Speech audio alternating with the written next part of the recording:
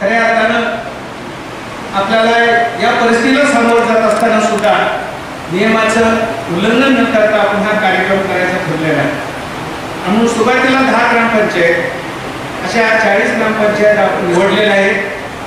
आपल्याला वाटप झाल्यानंतर खऱ्या अर्थानं आजच्या कार्यक्रमाचं प्रास्ताविक झाल्यानंतर पाहुण्यांचं काय मान्यवरांचा अतुल बाबा असतील, बनसर साहेब असतील, शेखर साहेब असतील, जिल्हाधिकारी हे यांचं मनोगत होईल.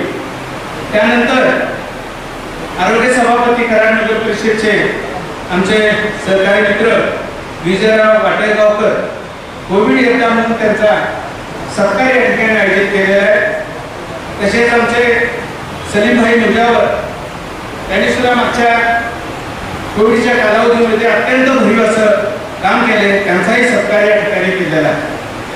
तसेच आज ज्या हॉस्पिटलनी या परिसरामध्ये अत्यंत काम केलेलं आहे की जवळजवळ 500 किट आम्ही या ठिकाणी माझ्या निघले आलेले आहे. त्या ठिकाणी वाटपाचं कृष्णा हॉस्पिटल 200 PHC सेंटर बीडीओंना आपण प्रदान करणार ते 110, कॉटेज हॉस्पिटल विनुताई चव्हाण ग्रामीण रुग्णालय 90, कराड नगर परिषद 50 आणि सह्याद्री हॉस्पिटल आमचे दिलीप भाऊ चव्हाण या ठिकाणी त्यांना निमंत्रित केलेलं आहे. तसेच पाटेचे आमचे विनुताई चव्हाणचे आमचे शिंदे डॉक्टर आलेले आहेत. या सर्वांना झाल्यानंतर सत्कार झाल्यानंतर वाटप झाल्यानंतर ग्रामपंचायतचा प्राथमिक स्वरूपामध्ये सत्कार ज्यांचा अनाउन्समेंट होईल त्यांनी ठिकाणीच यायचं, साहेबांच्या हस्ते स्वीकारायचं आणि लागलीच आपण ते स्वीकारल्यानंतर लागलीच आपण बाहेर जायचं, कारण दुसऱ्या ग्रामपंचायत आपल्याला बोलवायचे आहे. त्यामुळं आधी विलंब न लावता आपण हा कार्यक्रम त्या पुढच्या दुसऱ्या टप्प्यामध्ये अत्यंत दिवसेंदिवस आज रुग्णसंख्या वाढत आहे. खऱ्या अर्थानं कृष्णा हॉस्पिटल, सह्याद्री हॉस्पिटल अत्यंत भरीव बाबा तुमचं तोंडावर कौतुक करत असं नाही, आपल्या पिताजींनी बाबांनी अत्यंत प्रभावीपणे काम केलेलं आहे. जिल्ह्यातले अनेक फोन यायचे माझ्याकडे की नाना आपण आम्हाला तिथंच या कृष्णा हॉस्पिटल ॲडमिट व्हायचं आणि या बाबीमध्ये आपण जे काम केलेलं आहे महाराष्ट्रामध्ये, देशामध्ये कृष्णा हॉस्पिटलचं नाव उज्ज्वल करायचं काम आपल्या माध्यमातून झालेलं आहे. आणि म्हणून शिक्षण संस्थेच्या माध्यमातून असेल तो या परिसरामध्ये ज्या शिक्षण संस्थेमध्ये शिक्षण झालं ते सायन्स कॉलेज असेल, ते शिवाय शिक्षण करायचं संस्था असेल. आणि म्हणून मी जाणून पुरवली चेन काकांना या ठिकाणी प्रमुख पाहुणे म्हणून बोलवलेलं आहे. त्या सॅनिटरी वाटप करत असताना प्रत्येक ग्रामपंचायतीमध्ये हा पोचलं पाहिजे या दृष्टीनं सलग 2-3 दिवस तहसीलदार, BDO साहेब, प्रकाश साहेब आम्ही सर्व तालुक्यातील प्रमुख असेल त्याच्यामध्ये वाटप करण्याचा प्रयत्न करणार आहे. आणि आज शुभारंभ ज्यांनी या कालावधीमध्ये अत्यंत चांगलं काम केलेलं आहे ते जिल्हाधिकारी साहेबांच्या हस्ते शुभारंभ करावा असा आम्ही मनोदय व्यक्त केला. त्यांनी लागलीच मान्य केला. त्याच्यानंतर मी लागलीच SP साहेबांकडे गेलो आणि योगायोगाने माझी भेट झाली. त्यांचा वाढदिवस त्या दिवशी होता आणि पूर्वीचे आमचे SP साहेब विठ्ठलराव जाधव सातारला आले होते. ब्लड डोनेशनचा कार्यक्रम काहीतरी होता आणि त्यांची भेट झाली आणि त्यांना निमंत्रित केलं तर मी साहेबांच्यावर घेतो. आपण दोघेही आला. अनेक मान्यवर या ठिकाणी आमच्या विनंतीला, दोन्ही ग्रामपंचायतीच्या विनंतीला मान देऊन आपण सर्वजण आला.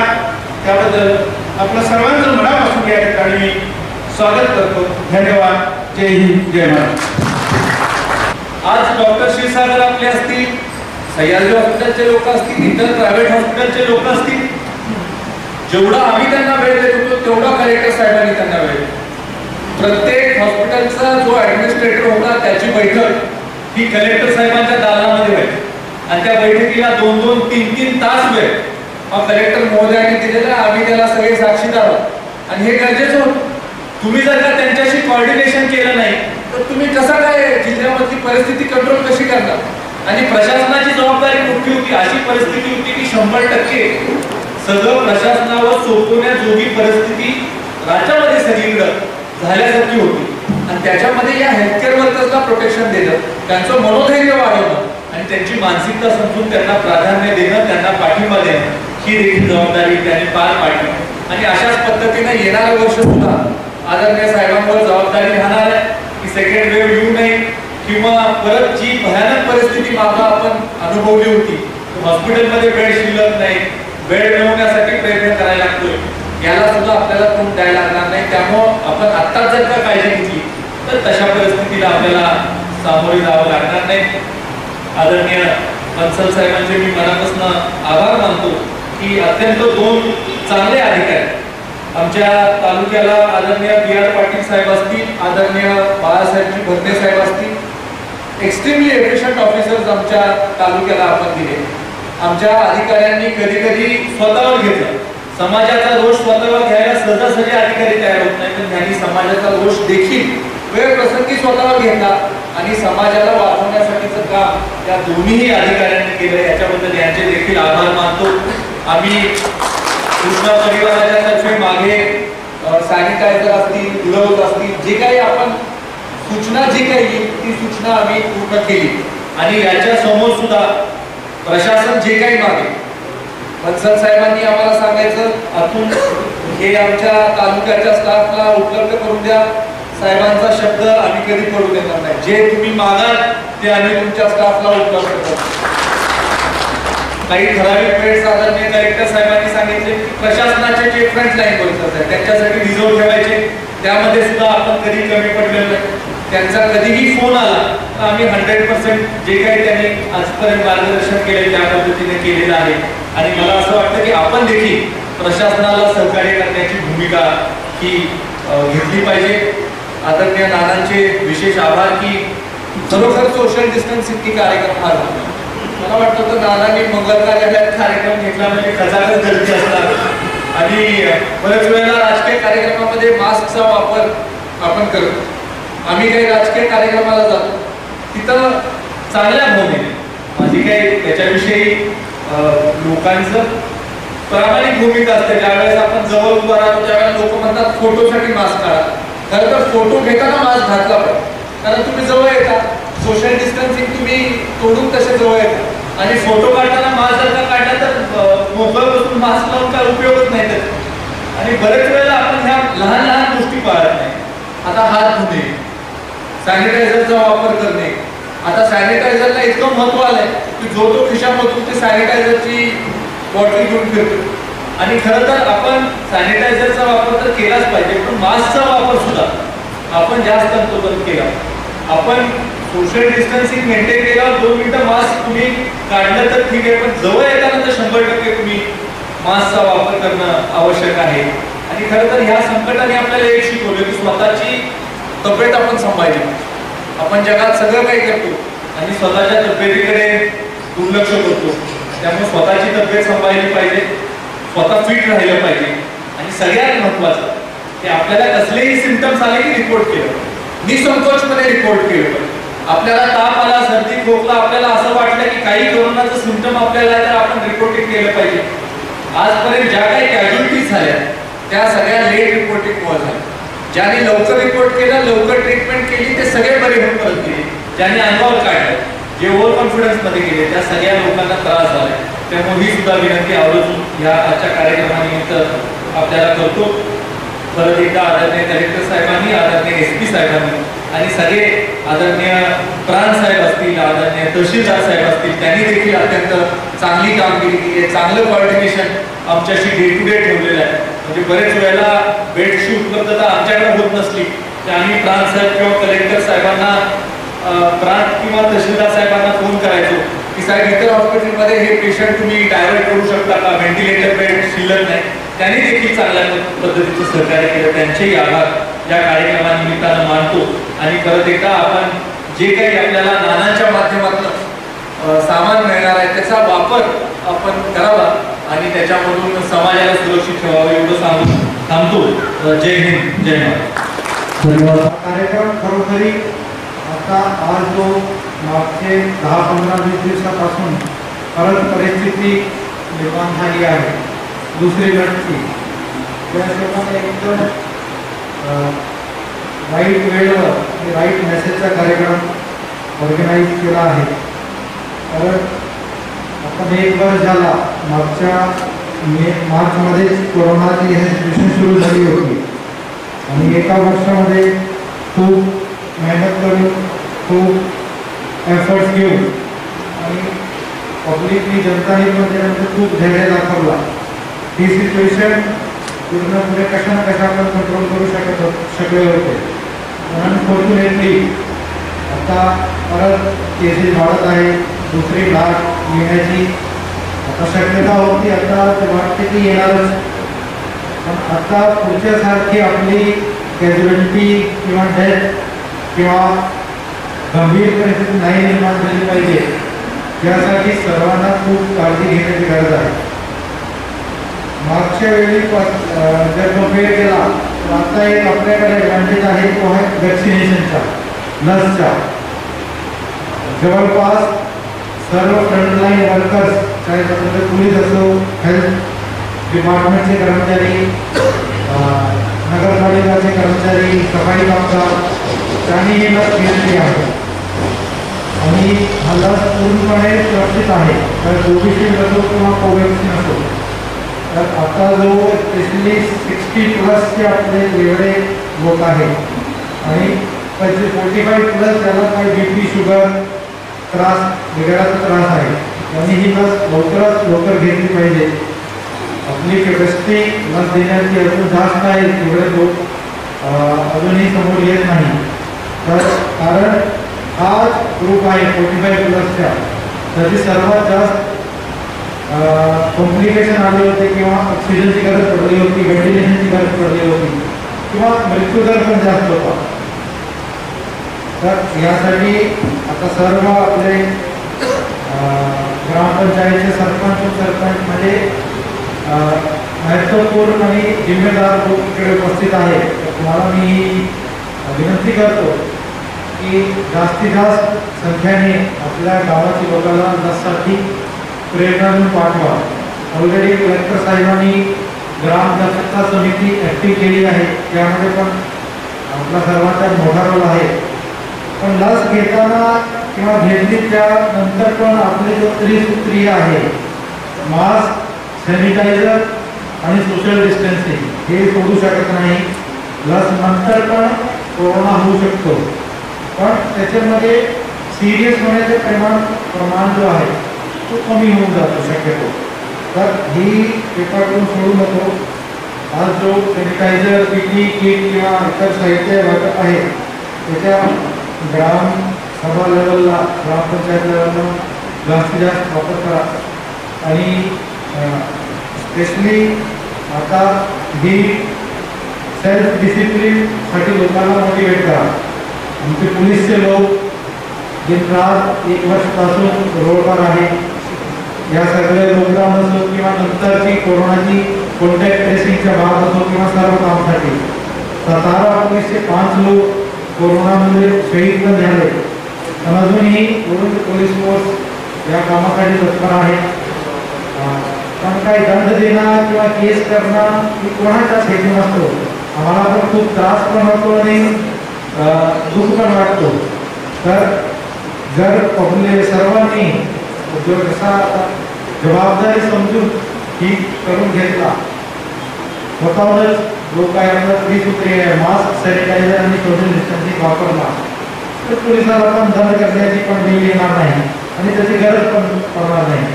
तर हा मंचाच्या मार्फत मी हाच रिक्वेस्ट करतो की आज जो हा कार्यक्रमाचा मेन उद्देश आहे की कोरोनाबद्दल परत थोडा अवेअरनेस करणे आणि त्यामध्ये फाईटसाठी थोडा साहित्याच्या पाठिंबा देणे, याचा चांगला वापर करा. आणि हा मेसेज परत सर्वांपर्यंत पोहोचणं खूप गरजेचं आहे की कोरोना अजून गेला नाही आहे. सेकंड लाटमध्ये जो आपल्याला लाटमध्ये जो अमेरिका, युरोप वगैरे दिसला आहे, केसेसची संख्या अजून जास्त झाली आहे. तसं आपल्याकडे नाही गेला पाहिजे, त्यासाठी सर्वांची जिम्मेदारी आहे. एकदा परत सर्वांना मी आवाहन करतो की कोरोनाची फाईटमध्ये प्रशासनाचा तुम्ही मदत करा आणि हा कार्यक्रम ऑर्गनाईज करण्याबद्दल ज्ञानराव पाटील साहेबांच्या खूप खूप आभार मानतो. मला बोलावला त्यासाठी खूप खूप धन्यवाद. जय हिंद, जय महाराष्ट्र. डॉक्टर भोसलेंनी माझं काम थोडं सोपं केलं आहे. माझ्या वतीने बाजू मांडली आहे. पण जसं त्यांनी सांगितलं, काही आपण जे स्टेप्स सुरुवातीला घेतले कोविडच्या निमित्तानं, आणि मला असं वाटतंय की कोविडनी मला 1 वर्षामध्ये, जेवढा मी मागचे 6-7 वर्षामध्ये ॲडमिनिस्ट्रेशनमध्ये शिकलो नाही ते 1 वर्षामध्ये शिकवलं. आणि जे संपूर्ण आपलं जे काही आपलं कोविडच्या निमित्ताने अडचणी आली, काही प्रॉब्लेम आली, आणि ते अशी अडचणी प्रॉब्लेम होती ज्याचं काही टेम्पलेट आपल्याकडे नव्हतं. म्हणजे काय करायचं, रिॲक्ट कसं करायचं, कसा आपल्याला रिस्पॉन्स कसा द्यायचा, आणि आपला संपूर्ण आजारसुद्धा एवढा नवीन होता. आणि मी तर म्हणणार आहे काही प्रमाणात आता पण नवीन कसं आहे, तर कुणाला काही कळत नाही की महाराष्ट्रामध्ये इमिडिएटली केसेस का वाढले. आजच मी टी व्हीवर बघत होतो, आपलं बंगालमध्ये खूप मोठी रॅली आहे, किंवा त्याच्या आधी बिहारमध्ये इलेक्शन झाले, किंवा त्याच्या आधी आता कुंभचा आपला मेळा सुरू आहे हरिद्वारमध्ये. जवळपास 20 लाख लोकांनी तिकडे व्हिजिट दिलेली. तरी पण महाराष्ट्रामध्ये केसेस वाढत आहेत, किंवा आधी पण महाराष्ट्रामध्ये केसेस वाढले होते. तर त्याचं काय कारण आहे, एपिडेमिओलॉजिकली काय कारण त्याचं आहे, फर्टिलिटीचं काय कारण आहे, वेगवेगळ्या विषयांचे काय कारण. डॉक्टर भोसलेंनी आता सांगितलं रेमडेसिवीर चांगली आहे का नाही, टॉसिलिझुमॅब चांगला आहे का नाही. तर त्या मानाने मला तर अजून वाटतंय की आजार काही गोष्टींमध्ये नवीन आहे, काही गोष्टींमध्ये आपण भरपूर शिकलो आहे मागच्या 1 वर्षामध्ये. आपण काही शिकलो नाही तसं अजिबात नाही. पण जरी तो आपला आजार नवीन होता तरी आपल्याला रिस्पॉन्स करताना काही गव्हर्नमेंट ऑफ इंडियाची माहिती, गव्हर्नमेंट ऑफ महाराष्ट्राच्या तर्फे, काही आपल्या जर्नल्समधून, काही भारताच्या बाहेर सुद्धा, बिकॉज एवढा नवीन होतं की इटलीमध्ये काय घडतोय तो पण आपल्याला थोडं समजून घेणं गरजेचं आहे. अमेरिकामध्ये काय घडतो तो पण समजून घेणं गरजेचं आहे. मात्र आपला ICMRचं तर गाईडलाईन, जसं डॉक्टर भोसलेंनी सांगितलं, काही वेळा ICMRची गाईडलाईनमध्ये सुद्धा विरोधाभास असतो काही वेळा. Because frankly speaking they are also, ते पण आपल्या जे अवेलेबल रिसर्चच्या आधारावरच आपल्याला गाईडलाईन देतात. आणि ती काय अवेलेबल रिसर्च कोविडच्या संदर्भात मागच्या वर्षाचा विचार केला खूप आपल्या सुरुवातीच्या स्टेजमध्ये होतो. पण खऱ्या अर्थाने आपले जिल्ह्याचे लोकांचा मी आभार मानणार आहे. याच्या आधी सुद्धा मी आभार म्हटलंय, तरी पण आज सुद्धा मी त्यांचा खूप खूप आभार आणि अभिनंदन माझ्या वतीने याच्यासाठी आहे.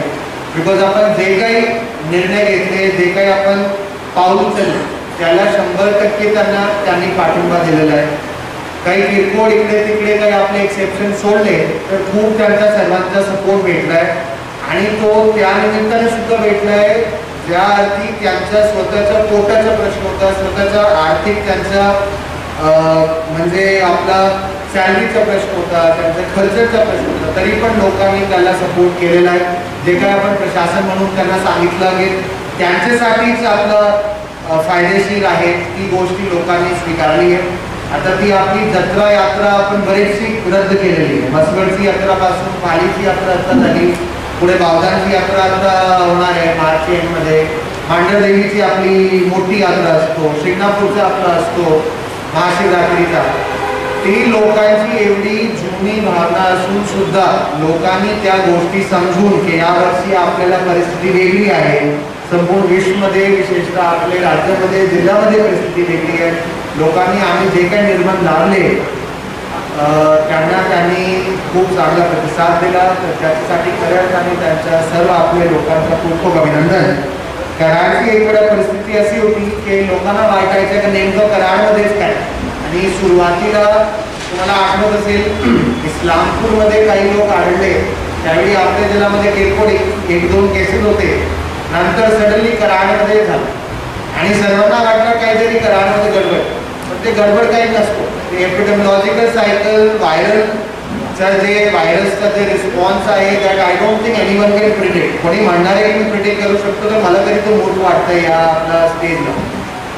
कराडच्या नंतर हळूहळू ती परिस्थिती इतर ठिकाणी पण पसरली आणि ते पसरणारच आहे. म्हणजे आपण लॉकडाऊन इतर आपले जे काही आपले स्टेप्स असतो त्याच्यामुळे आपण एक परिस्थितीला डिले करतो आणि तो डिले करणं पण गरजेचं आहे. एक वेळी एप्रिल मे मध्ये अशी वेळ होती की आपल्याला बेड कुठे येते माहिती नाही, हॉस्पिटल कुठे येते माहिती नाही, आपला उपचार कसा करायचा ती माहिती व्हायची सुरुवात होत होती. म्हणून त्याला लॉकडाऊनमुळे जे आपला डिले भेटला तो खूप क्रिटिकल होता. आणि आता आपण कदाचित बरेचसे काही देशांनी बाहेरचे आपल्या देशामध्ये तुम्ही UK मध्ये बघणार आहे, UK मध्ये परत केसेसमध्ये वाढ झाली होती. नोव्हेंबर, डिसेंबर, जानेवारी आता खाली आलाय. US मध्ये तर वाढ आहेच म्हणजे सुरुवातीपासून, पण आता US खाली जातो. म्हणण्याचं एवढंच अर्थ आहे की आपण लॉकडाऊनचे काही आपले निर्णय घेतले असतील. कराडचा लॉकडाऊनचा आपण सर्वात आधी निर्णय घेतला. सुरुवातीला आधी आपण कराडपासूनच शिकलो. एखाद्या शहरामध्ये, कराडसारख्या मोठ्या शहरामध्ये लॉकडाऊन करायचं असेल काळजी काय काय घ्यायची. सुरुवातीला आपण दूध अलाव केलं नव्हतं. लोकांचं भरपूर ऑब्व्हियसली त्याला सजेशन आले, त्यांच्या सर्वांच्या ॲडवाईज आपण दूधला अलाव केला, भाजीला अलाव केला, हळूहळू आपण ग्रॉसरीला अलाव केला आणि नंतर टप्प्याटप्प्यानं आपण करत गेलो. पण त्या सणमध्ये मला वाटतं की आमची टीम खूप चांगली होती सातारामध्ये. फक्त आपलं गव्हर्नमेंटची टीम नाही म्हणत आहे, प्रायव्हेटमध्ये सुद्धा. आता कृष्णा हॉस्पिटलचे डॉक्टर भोसले इथे आहेत, नेहमी त्यांचे वडील आहेत, त्यांच्याशी माझा त्यावेळी खूप इंटरॅक्शन राहायचं. डॉक्टर क्षीरसागरशी तर ऑलमोस्ट सेकंड टीम जे आहे त्यांच्याशी इंटरॅक्शन राहायचं. आणि काही मी अतिशयोक्ती नसणार आहे तर मागेच आपला एक महात्मा ज्योतिबा फुले आरोग्य योजनाचा एक प्रोग्राम होता. त्याच्यामध्ये आपण काही ठराविक हॉस्पिटल्सला फेलिसिटेट केलं. त्याच्यामध्ये कृष्णा मेडिकल कॉलेज सुद्धा होतं आणि मी आपलं संपूर्ण राज्याची परिस्थिती बघत होतो. आय थिंक औरंगाबादचा एक हॉस्पिटल सोडून आणि मुंबईचं हॉस्पिटल सोडून कृष्णा 3ऱ्या नंबरवरच होता सर्वात जास्त पेशंट ज्यांनी ट्रीट केलेलं. तर आय थिंक तो खूप एक मोठा आपल्या जिल्ह्याला दिलासा भेटला कृष्णा मेडिकल कॉलेजचे स्वरूपात. तर ही जी टीम मी म्हणतोय, कृष्णा मेडिकल कॉलेज असो, सह्याद्री असो, का इतर मेडिकल आपले प्रायव्हेट हॉस्पिटल्स आहे, लहान सहान काही आपण 30-30 बेडचे नर्सिंग होम किंवा हॉस्पिटल सुद्धा आपल्याला घ्यावं लागले. त्यांचे सर्वांच्याकडून खूप चांगला आम्हाला प्रतिसाद भेटला. शासनाचा जेव्हा पाठिंबा लोकांचा किंवा सिव्हिल सोसायटी यांचा असतो तरच आपण खऱ्या अर्थाने आपण असा गृहीत धरू शकतो की आपण कुठेतरी सक्सेसफुल होऊ शकणार आहे. आणि त्याच्यामध्ये मला वाटते जेवढा मी एक्सपेक्ट केला होता त्याच्यापेक्षा दुप्पट तिप्पट खूप जास्त पट्टीने त्याला आपला लोकांचा रिस्पॉन्स भेटला. तो तुमच्या कराडचा गब्बर ग्रुप असो किंवा कोविड वॉरियर आपला सातारामध्ये होता, सर्वेबान होता, वेगवेगळे प्रकारचे लोक पुढे आले, त्यांची खूप मदत राहिली. मायग्रेंट क्रायसिस जेव्हा आपला मायग्रेंट लेबरचा क्रायसिस झाला त्यावेळी तर भरपूर लोक पुढे आले.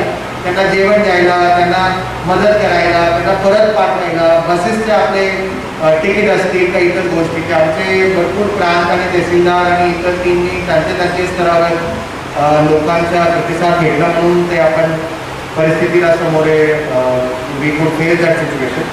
पण जसं आता माझे आधीचे स्पीकर्सनी सर्वांनी सांगितलं आहे, परत मला असं वाटत नव्हतं की ती परिस्थिती परत येईल. म्हणजे मी ॲटलिस्ट प्रे करत होतो. पण आता विश्वमध्ये इतर ठिकाणी आलं तर आपल्याकडे सुद्धा येणार आहे. आज महाराष्ट्रामध्ये येत आहे तर उद्या उत्तर प्रदेश, वेस्ट बेंगॉल, बिहार त्या ठिकाणी सुद्धा सेकंड वेव्ह किंवा जे आपला सेकंड लाट आहे ती येणारच आहे. आता आपण कुणाला वाटते की येणार नाही तर तो आपण गफलतमध्ये जितोय, तर आपल्याला त्याला काही अर्थ नाही आहे. तर आपल्याकडे second we are already facing second surge आणि त्या निमित्ताने आनंदराव पाटील साहेबांनी जे आज प्रोग्राम घेतला आहे आय थिंक खूप ते प्रेसिडेंट मुवमेंटवर आलं आहे. आणि एक असा मोमेंटवर आला आहे ज्यावेळी आपल्याला परत या गोष्टींची गरज आहे. सॅनिटायझर असो, मास्क असो, ग्लव्ज असो, जे काही आपण साहित्य, आज थर्मल स्कॅनर आहे तर थर्मल स्कॅनर आपल्याला कंटेनमेंट झोनमध्ये सर्वेसाठी खूप गरज असते. म्हणून ग्रामपंचायतीला आज भेटणारे जे काही साहित्य, तर आनंदराव पाटील साहेबांचा खूप खूप धन्यवाद माझ्या वतीने, सर ग्रामपंचायतीच्या वतीने. त्यांचे निधीतून आज आपल्याला जे साहित्य भेटत आहे तर पुढचं जे आपल्याला जे पुढची टप्पा आहे, पुढचा सर जे आहे त्याला फेस करण्यामध्ये 100% याच्यातने आपल्याला मदत होणार आहे. SP साहेबांनी मुद्दा टच केला, ब्रीफली टच करून मी माझा मनोगत संपवतो. आणि ग्राम दक्षता समिती एक मेन्शन केलं. तर ग्राम दक्षता समिती का महत्त्वपूर्ण आहे, काही आपले सरपंच आणि उपसरपंच सुद्धा इथे बसलेले, काही कदाचित ग्रामपंचायत सदस्य सुद्धा असतील. ग्राम दक्षता समितीने आपल्या जिल्ह्यामध्ये खूप चांगलं काम केलं. म्हणजे फ्रँकली स्पीकिंग अप्रिल, मई, जून, जुलै ग्राम दक्षता समितीची दक्षतामुळेच आपण कुठेतरी एक त्याला आळा म्हणा, कुठेतरी आपण एक म्हणजे त्याला जे थांबवून ठेवलं होतं इन्फेक्शनचं खूप जे पसारा आहे त्याच्यामध्ये ग्राम दक्षता समितीचा खूप एक महत्त्वपूर्ण रोल. बिकॉज प्रशासन असो, आम्ही आहे, काही पोलीस प्रशासन आहे, काही कोणीच आहे, प्रत्येक जिल्ह्याचे टप्पे म्हणजे प्रत्येक एक आपण कोपऱ्यात पोहोचू शकत. जेव्हापर्यंत गावामध्ये असणारे जे आपले सरपंच आहे, उपसरपंच आहे, जोपर्यंत ते मनावर घेत नाही की मला माझ्या गावामध्ये, मला माझी ग्रामपंचायतीमध्ये ही गोष्टी होऊ दे, मी ही गोष्टी होऊ देणार किंवा या गोष्टी मी असाच करणार आहे माझ्या गावामध्ये, तेव्हापर्यंत आम्ही सक्सेसफुल नाही होऊ शकतो. म्हणूनच आपण ग्रामदक्षता समितीचा आपण आता व्याप्ती थोडी वाढवली त्यांना कॉन्टॅक्ट ट्रेसिंगमध्ये आपण त्यांना मदत करायचं आवाहन आता करतोय. होम आयसोलेशनसाठी सुद्धा मदत करायला आवाहन करतोय. होम आयसोलेशनमध्ये एखादा माणूस आहे त्याला आपण म्हणतो तू घरामध्ये थांब, खूप सोपं आहे आपल्यासाठी सांगण्यात घरामध्ये थांब. त्याची भाजी कोण आणणार आहे, त्याच्या इतर गोष्टी कोण आणणार आहे, बाजारातून कोण आणणार आहे, त्याच्यामध्ये ग्रामदक्षता समिती आणि ग्रामपंचायतचा रोल खूप महत्त्वपूर्ण राहतो. त्यांच्या मार्फत तसे लोकांना मदत करणं खूप गरजेचं आहे, जेणेकरून त्यांना खऱ्या अर्थाने तो होम आयसोलेशन करू शकतो. त्याच्या व्यतिरिक्त कॉन्टॅक्ट ट्रेसिंग. आता एखादा माणूस समजा पॉझिटिव्ह आला, गावामध्ये बऱ्यापैकी माहिती असतो, तो याच्याकडे बसतोय, तो या घरामध्ये जात होता, तो या मार्केटमध्ये जात होता. त्या कॉन्टॅक्ट ट्रेसिंगचे जे काही लोक त्याच्या कॉन्टॅक्टमध्ये आले त्यांच्या टेस्टिंग होऊन ते पॉझिटिव्ह निगेटिव्ह आहे किंवा नाही ते ठरवणं खूप आपल्यासाठी गरजेचं आणि क्रिटिकल आहे. त्याच्यामध्ये ग्रामदक्षता समितीचा खूप महत्त्वपूर्ण रोल. आता वॅक्सिनेशन आपण सुरुवात केली आहे. हेल्थकेअर वर्कर, फ्रंटलाईन वर्कर, त्याच्यानंतर 60चे वरचे जे वय असणारे आपले लोक आहेत त्यांची वॅक्सिनेशन, 45+ जे लोक आहेत ज्यांना काही व्याधी आहे, काही कोमॉर्बिड आहे त्यांचं वॅक्सिनेशन. त्याच्यामध्ये सुद्धा ग्रामदक्षता समितीचा रोल खूप अत्यंत क्रिटिकल आहे. आणि जेवढे सरपंच आहेत तेवढे सरपंचांनी आज एक मनात ठामपणे ठरलं पाहिजे आज की मी माझ्या गावामध्ये पुढचे 20 दिवसामध्ये 15 दिवसामध्ये सर्व 60+, 45+ एलिजिबल आहे त्यांच्या वॅक्सिनेशन करून घेणं. आणि काही अवघड नाही, तुमची आशांच्याकडे ऑलरेडी लिस्ट आहे, यादी आपल्याकडे रेडी आहे की या गावामध्ये या 100 लोक आहेत जे 60+ आहेत, त्यांना सर्वांना वॅक्सिनेशन द्यायचं आहे. हे लोक आहेत ज्यांना कोमॉर्बिडिटी आहे आणि ते 45+ असले तर त्यांना वॅक्सिनेशन द्यायचं. तर ग्रामदक्षता समिती आपण जे काही मान्य सरपंच आहे सर्व ग्रामपंचायतीचे त्यांना आपण त्याचा अध्यक्ष केलेला आहे, ग्रामसेवकांना सचिव केलेला आहे. वेगवेगळे लोक त्या समितीमध्ये आहेत, तर तुमच्याकडे काही व्हॉलेंटियर असतील तर तुमच्याकडे एखादा ऑर्गनायझेशन असतील त्यांना घ्या. पण ग्रामदक्षता समितीला परत ऍक्टिव्हेट करण्याची नितांत गरज आहे की तुम्ही तुमचे ग्रामपंचायतीमध्ये करतील आणि तुमचे मार्फतच आज प्रोग्रामच्या निमित्ताने इतर सर्व सरपंचांना सुद्धा ग्रामदक्षता समितीला माझं आव्हान राहील की त्यांच्या स्तरावर ग्रामदक्षता समिती ऍक्टिव्हेट करून परत ज्या वेगाने आपण एप्रिल, मे, जून, जुलै वगैरेमध्ये काम केलेलं आहे त्याच्या दुप्पट वेगाने आता काम करण्याची गरज आहे. बरेच आपले सरपंच आता हल्ली सिलेक्शन झाले तर नवीन सरपंच सुद्धा असतील, त्यांनी तर आणखी वेगाने आणि आणखी जोशने काम केलं पाहिजे. म्हणजे जुने सरपंच आहेत त्यांच्या एक्सपिरियन्सचा वापर आपल्याला करून घेतला पाहिजे.